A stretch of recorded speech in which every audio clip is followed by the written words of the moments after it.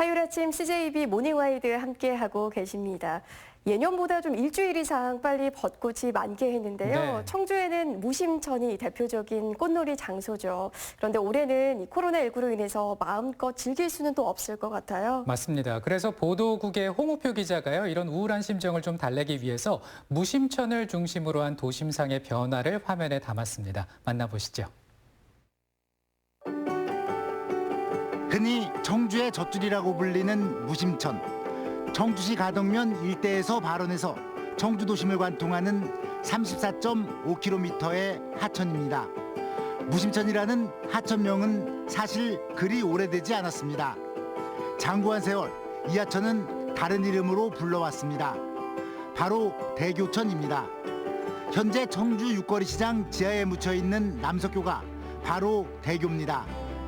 무심천이라는 이름은 조선 말기에 등장해서 일제강점기에 이르러서야 굳어집니다. 왜 무심천이라는 이름이 붙었을까? 누구는 불교적인 해석을 하고 누구는 중국에서 유래를 찾지만 아직까지는 수수께끼입니다.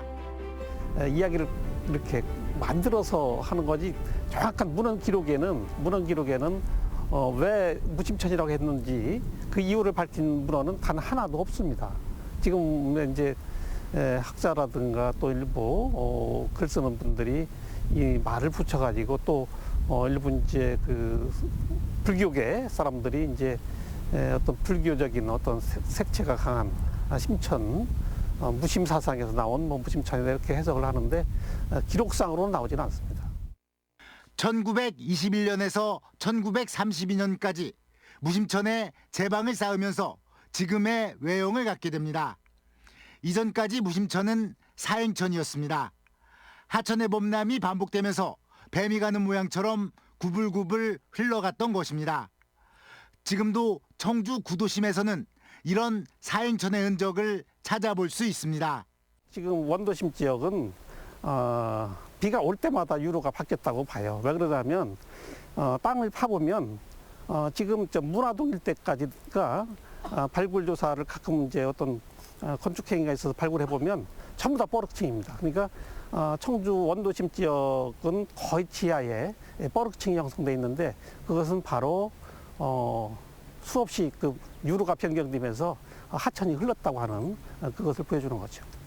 그런데 당시 단순히 하천의 물길만 직선으로 바로잡은 게 아니었습니다. 지난 2017년 처음 공개된 조선 총독부의 지도입니다. 지금의 청주 육거리 시장과 수평으로 흘러 급격히 북쪽으로 꺾이는 무심천이 보입니다. 18세기 후반 만들어진 청주목의 지도와 유사합니다. 현재의 무심천과 흘러가는 방향이 완전히 다릅니다.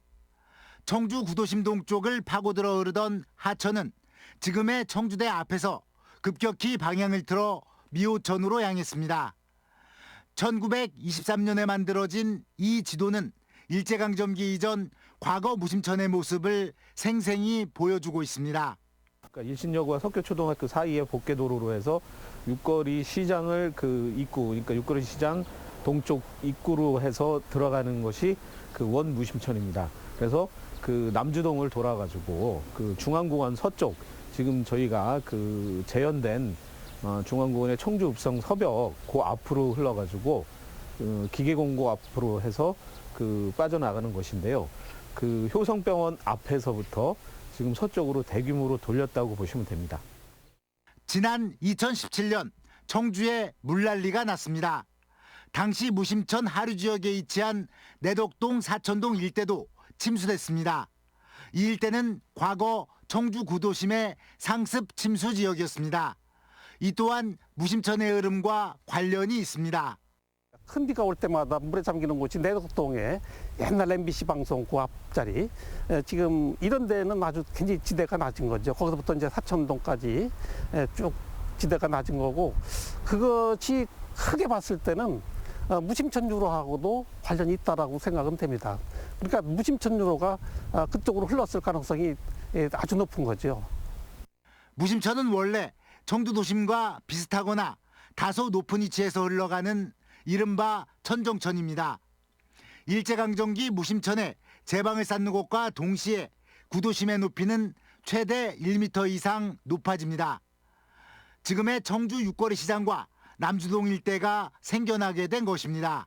이제 그 전만 해도 울퉁불퉁하게 있던 것을 그러니까 지금 현재 남쪽에서 북쪽 석교동 쪽으로 저 평탄화 작업을 하셨다고 보시면 됩니다. 그래서 자연스럽게 물이 그 무심천 쪽으로 빠져나가는 것을 지금 추정하는데요. 저희가 이제 청주 읍성 관련하고 시내의 그 여러 유적지를 조사를 해보다 보니까 최고는 한 1m 정도 복토가 됐고 낮은 데는 한 60cm 정도 복토가 된 것을 좀 확인을 할 수가 있었거든요. 청주 무심천 벚나무의 등장도 이때쯤입니다. 청주 읍성도나 조선시대 고지도를 보면 청주 읍성 일대에는 버드나무가 많이 있었습니다. 그런데 1914년 이후 무심천 뚝방에 한 그루 두 그루 벚나무를 심게 됩니다. 불과 10년 만에 벚나무는 청주의 명물로 등장합니다. 노세 현상과 외색 논란으로 이 벚나무는 1980년 초 무심천 뚝방도로가 확장되면서 모두 베어집니다. 그런데 버드나무에 대한 유해성 논란 등 우여곡절 끝에 몇 년 만에 다시 벚나무를 심었고 지금에 이르게 됩니다. 조선시대 때는 뭐 뚜렷합니다. 버드나무가 있었죠. 버드나무가 그려진 것이 청주 읍성도에도 보면 버드나무가 이렇게 수양보들이 이렇게 우거진 것이 그림으로도 그려져 있고, 그러다가 이제 일제강점기에 무심천 유로가 변경되면서 지금의 무심천 제방을 쌓으면서 이제 거기에 벚나무가 심어졌다가, 사실은 벚나무 심기 전에 한동안은 버드나무가 또 심겨졌었어요. 버드나무가 그런데 약간 좀 몸에 사람한테 안 좋다고 해서 이제 바뀌었죠. 이 시기 청주 도심은 조금씩 북쪽으로 팽창합니다. 하천범람의 위험이 줄어든 게 가장 큰 이유입니다.